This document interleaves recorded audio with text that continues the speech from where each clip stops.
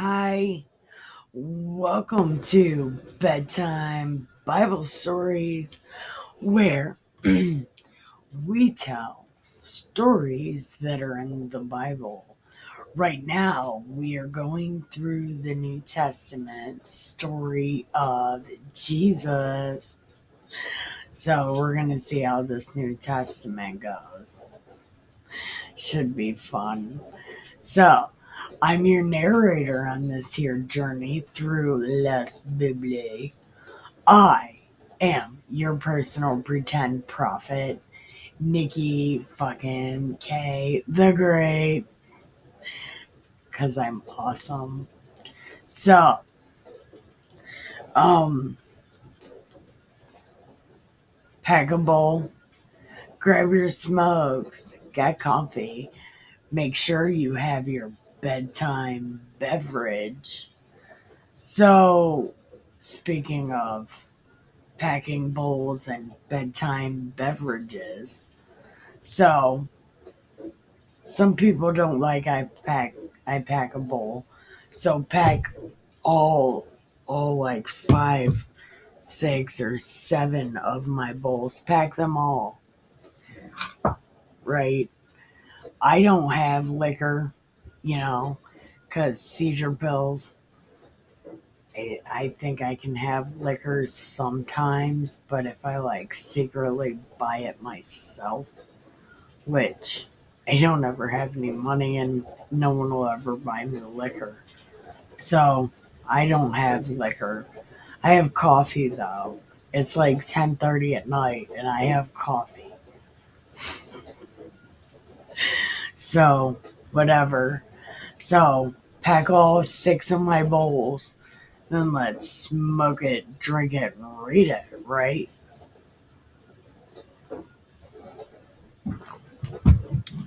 So we are on chapter 12 of Matthew.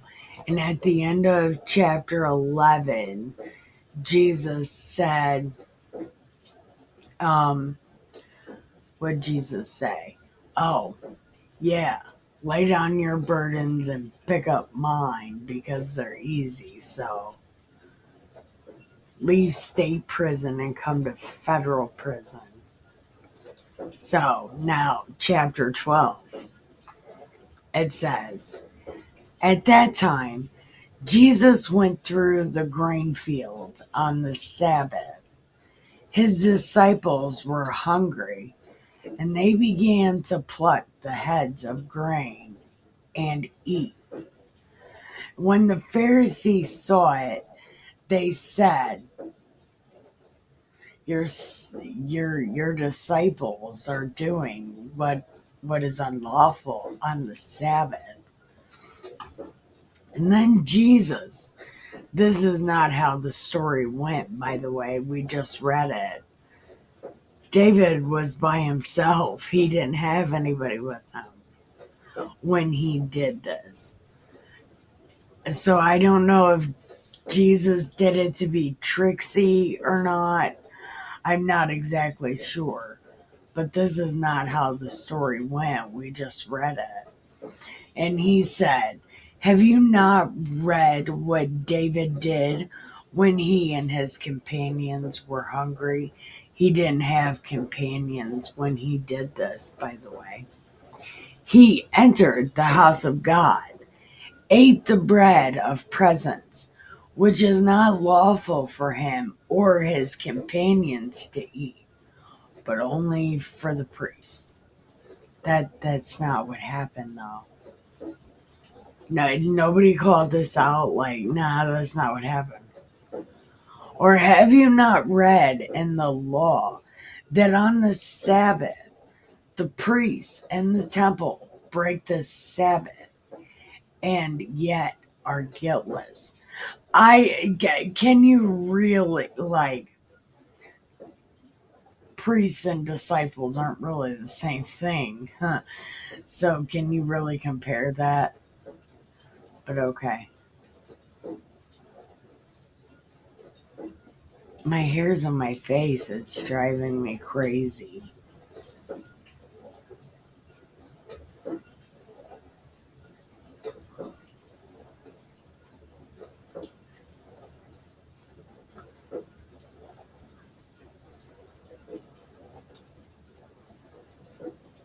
Oh my God. Please get off my.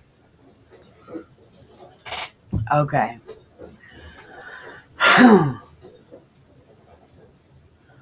But I tell you, something greater than the temple is here, right?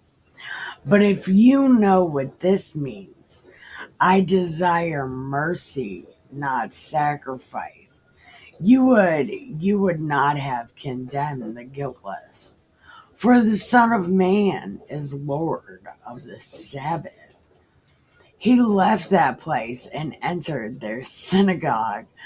Look, Jesus has no chill. Why do people think he's so nice? Because a nice guy wouldn't do this. Nice guy wouldn't do what he's about to do. Okay? Somebody looking for trouble would do what he's about to do. So, he left those assholes and went to the synagogue. Their synagogue, right? A man was there with a withered hand, and they asked him, "Is it lawful to cure on the Sabbath?" And they did this so they might accuse him. See, this is a Jew thing to do, though. And it makes you wonder.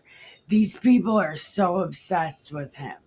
Do they sniff his shit after he goes to the bathroom? Do they dig his shit up and bathe in it?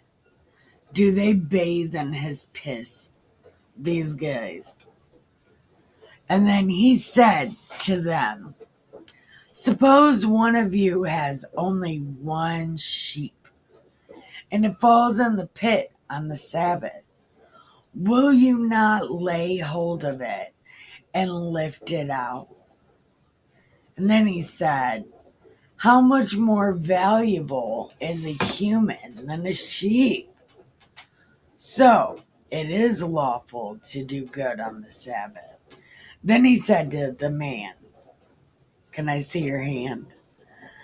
And his hand was great. But the Pharisees went out and conspired against him. They was thinking about how to destroy him. See, why? Destroy him, why? He's not coming to fuck anything up, though. Mm-hmm. No, because you know what?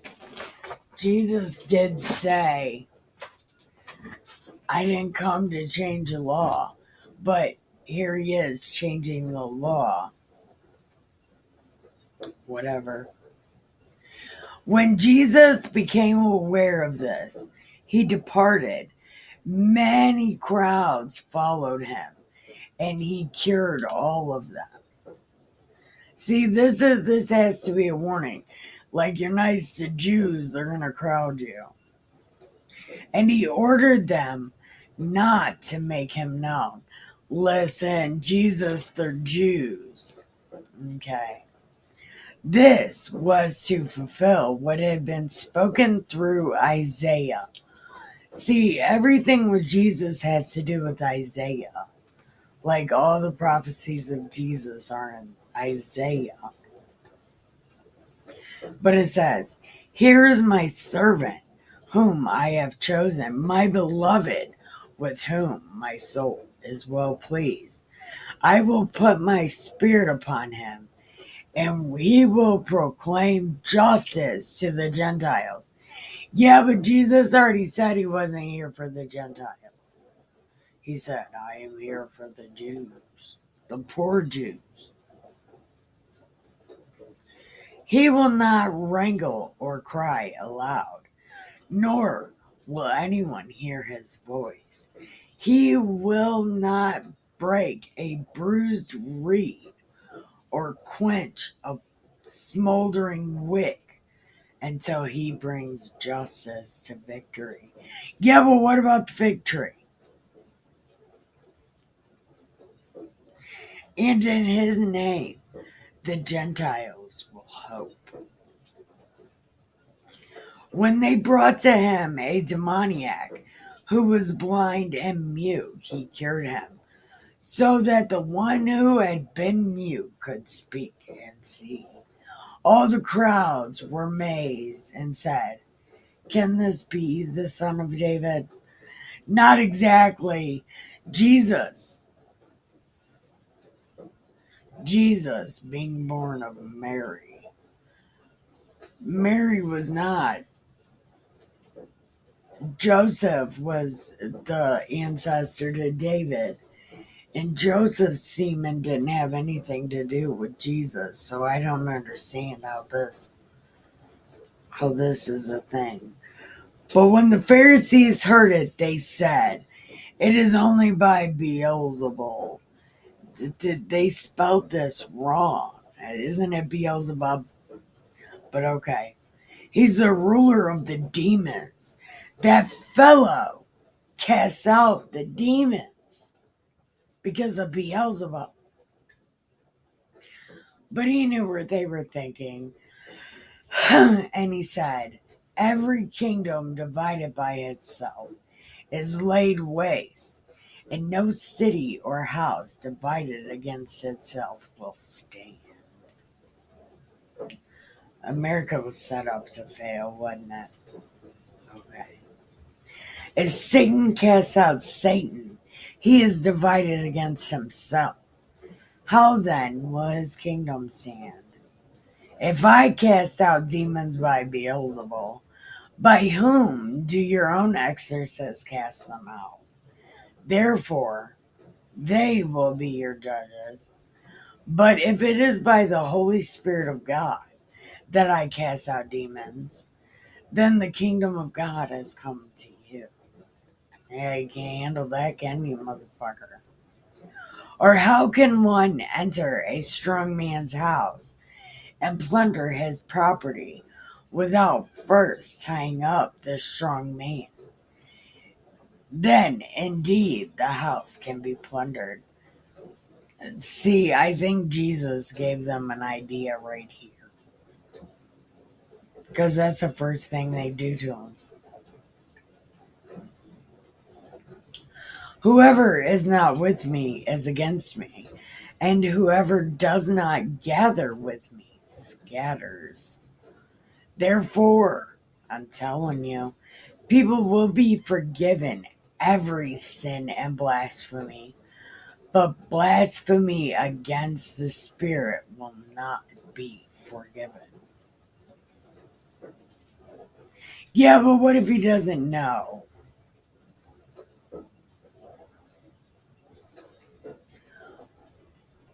Well, I guess it could be purposeful stupidity, but let's give him the benefit of the doubt and say he doesn't know what he's saying. Whoever speaks a word against the Son of Man will be forgiven, but whoever speaks against the Holy Spirit will not be forgiven, either in this age or the age to come. Yeah, but what if he doesn't know? Either make the tree good and its fruit good, or make the tree bad and its fruit bad. For the tree is known by its fruit.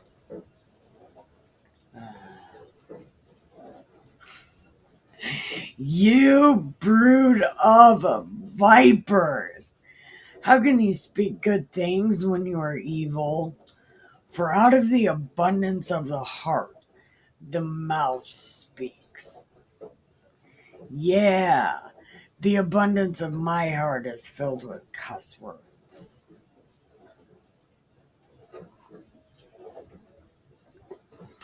They should be called passion words, though, for real.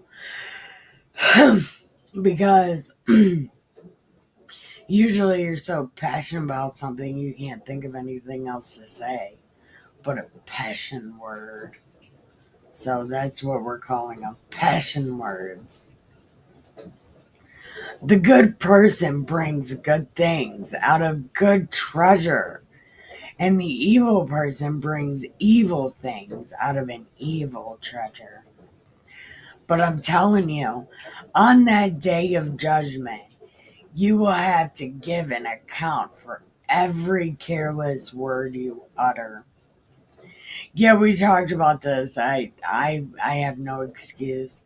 I'm gonna say, uh, and that's pretty much it. Like, I don't know. It's all I could think to say. You know, I couldn't think of anything else.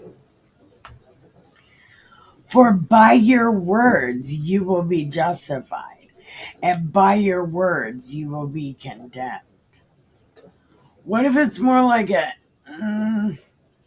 you know, but if you're going line by line, I could probably tell you what I was saying. Who knows? Probably not though. I can't remember shit. But okay. Then some of the scribes and Pharisees said, "Teacher, teacher, I know we've seen you cure a bunch of people, and we even watched you cure that withered man's hand, which is why we're trying to kill you in the first place. But, can you show us a sign? Like, let us have some goodness, right?" And then Jesus was like, "An evil, adulterous generation asks for a sign. Nope. I'm not giving you one. Read Jonah. For just as Jonah was 3 days and nights in the belly of a sea monster." See, it doesn't say fish. It always says sea monster. "For 3 days and 3 nights, the Son of Man will be in the heart of the earth. The people of Nineveh will rise up at the judgment with this generation and condemn it, because they repented at the proclamation of Jonah. And see, something greater than Jonah is here, assholes. The queen of the south will rise up at the judgment with this generation and condemn it, because she came from the ends of the earth to listen to the wisdom of Solomon." See, something greater than Solomon is here. So, Queen of the South. So, Sheba was in the South.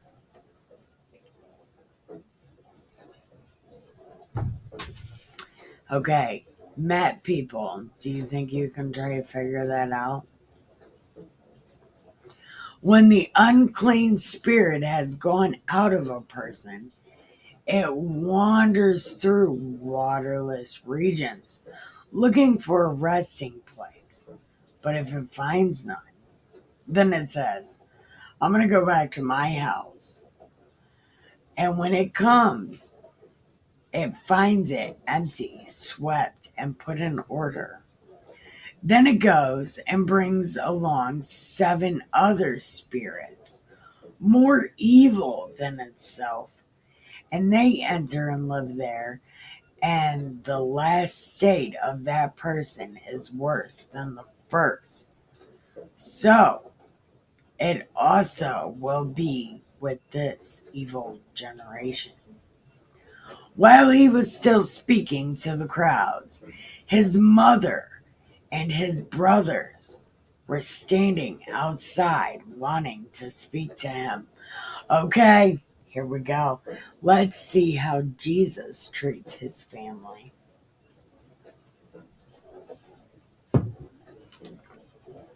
And someone said, "Hey, your mom and brothers are here. They want to talk to you." And then Jesus said,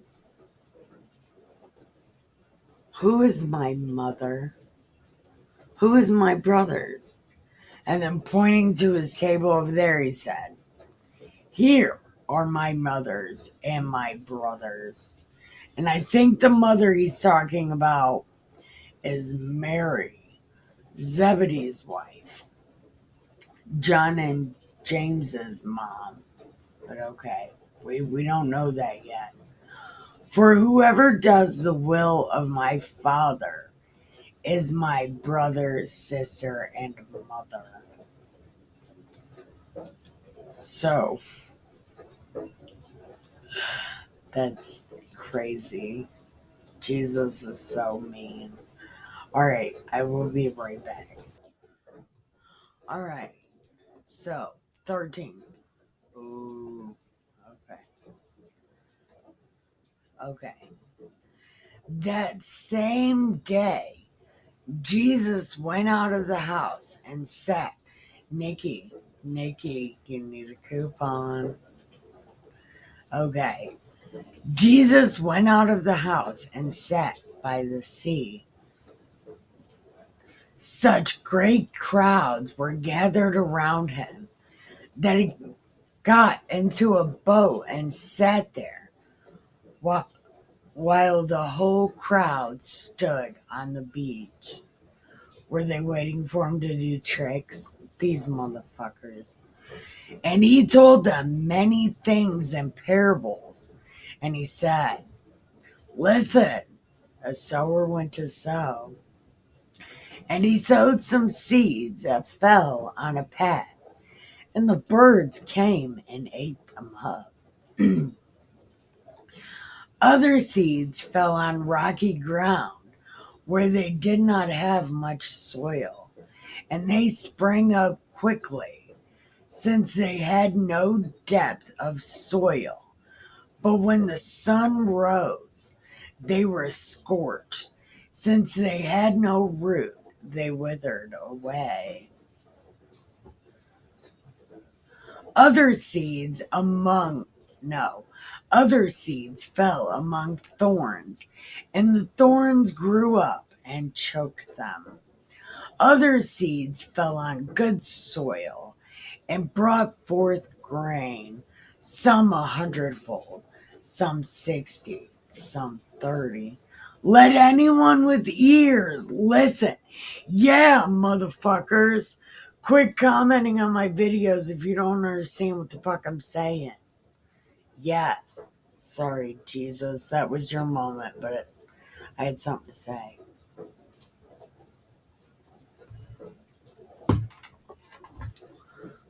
But Jesus said, listen to him. Okay? Listen to Jesus first. And then if you feel like you need some hype, come over to me. Then the disciples came in and asked him, why do you talk to them in parables?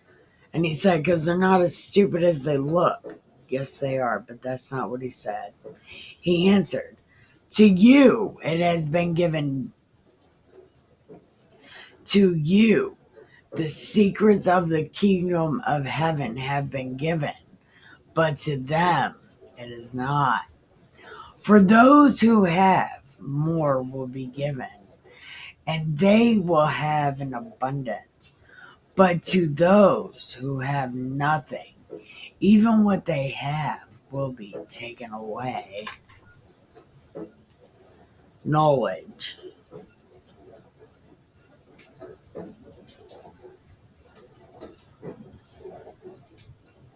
See, hold on. Okay.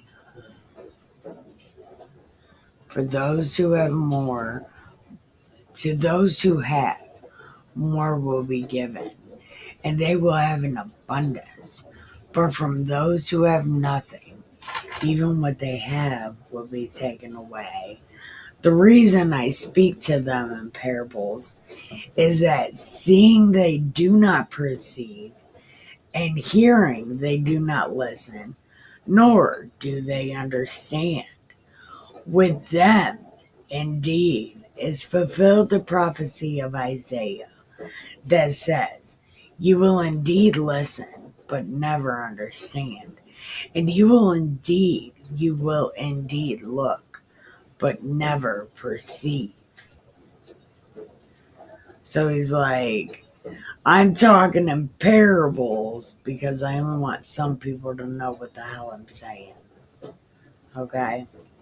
For this, people's hearts have grown dull, and their ears are hard of hearing, and they have shut their eyes, so they might not look with their eyes, and listen with their ears, and understand with their heart, and turn, and I would heal them. So, these people would rather be far left communist Democrats. Okay.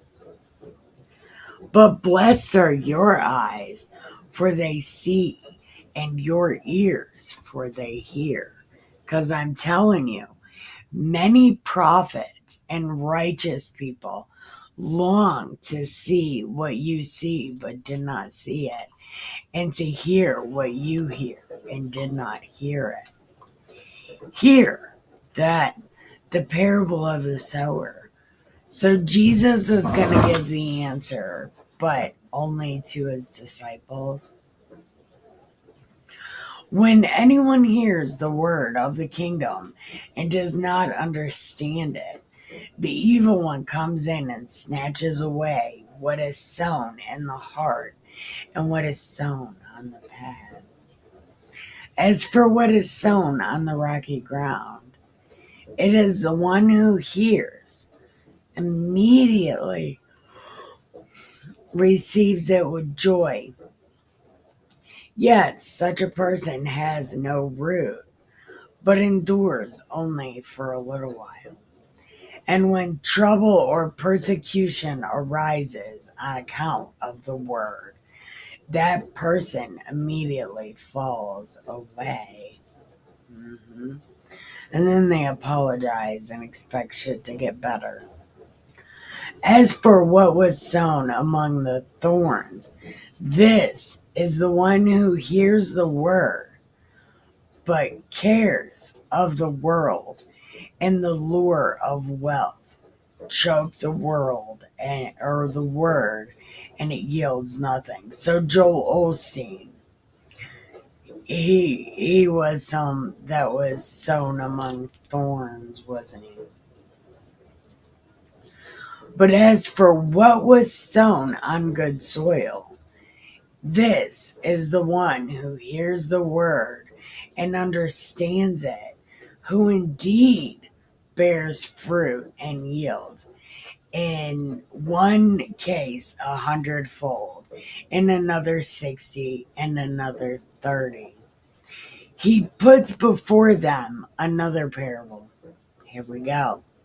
The kingdom of heaven The kingdom of heaven may be compared to someone who sowed good seeds in the field. Yet, while everybody was asleep, an enemy came and sowed weeds among the wheat, then went away. So when the plants came up and bore grain, then the weeds appeared as well. And the slaves of the dude came and said, "You did not sow good seed in your field. Where then did these weeds come from?" He answered, "An enemy has done this." The slave said to him, "So do you want us to go and gather them?" And he said, "No, for in gathering the weeds, you would uproot the wheat along with them. Let both of them grow together until the harvest. And at harvest time, I will tell the reapers to collect the weeds first and bind them in bundles to be burned, but gather the wheat into my barn." He put before them then another parable. The kingdom of heaven is like a mustard seed that someone took and sowed in his field.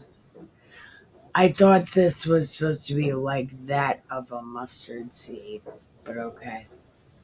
It is the smallest of all the seeds, but when it has grown, it is the greatest of the shrubs and becomes a tree, so that the birds of the air come and make nests in its branches. Then he said another one, the kingdom of heaven is like yeast that a woman took and mixed in with 3 measures of flour until all of it was leavened. Jesus told the crowds all these things in parables. Without a parable, he told them nothing. This was to fulfill what had been spoken through the prophet. I will open my mouth to speak in parables. I will proclaim what has been hidden from the foundation of the world. Then he left the crowds and went into the house, and his disciples approached him, saying, "Tell us what the fuck that meant, dude." And he answered, "The one who sows good seeds is the Son of Man.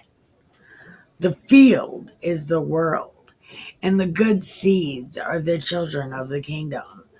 The seeds are No, the weeds are the children of the evil one.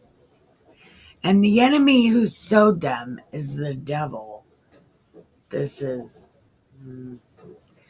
the harvest is the end of the age, and the reapers are angels. Just as the weeds are collected and burned up with fire, so will it be at the end of an age.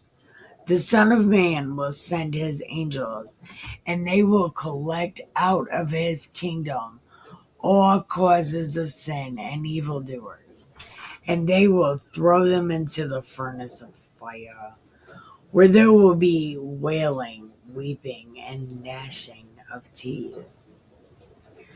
Then the righteous will shine like the sun in the kingdom of their Father. Let everyone with ears listen. The kingdom of heaven is like treasure hidden in a field, which someone found and hid. Then, in his joy, he goes and sells all he has and buys that field. Again, the kingdom of heaven is like a merchant in search of fine pearls. On finding one pearl of great value, he went and sold all he had and bought it. Again, the kingdom of heaven is like a net that was thrown into the sea and caught fish of every kind. When it was full, they drew it ashore, sat down, and put the good into baskets, but threw out the bad. So it will be at the end of the age. The angels will come out and separate evil from good and throw them into the furnace of fire. There will be weeping, wailing, and gnashing of teeth.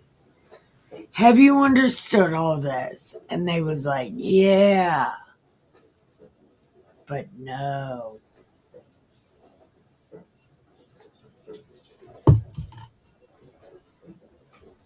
Okay. And he said to them, therefore, every scribe who has been trained for the kingdom of heaven is like the master of a house who brings out his treasure, what is new and what is old.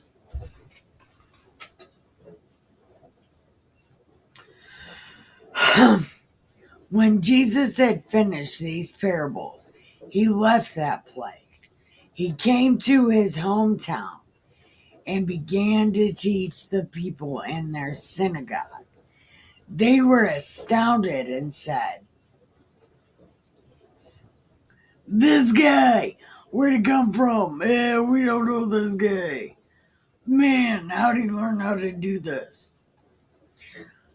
Is this not the carpenter's son, Mary's son, James, Joe, Simon, and Judas?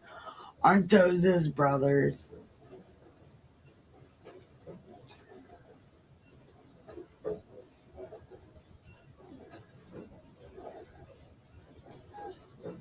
Did Jesus get all of his disciples and name them after his brothers? And are not all his sisters with us? Where did this guy come from? Hey, how do you do this?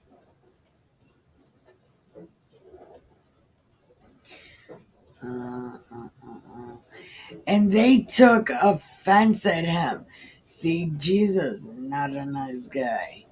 But Jesus said, prophets are not without honor, except in their own country and in their own house. Even pretend prophets. Mostly kidding. It is so bad. And he did not do many deeds of power there because of their unbelief.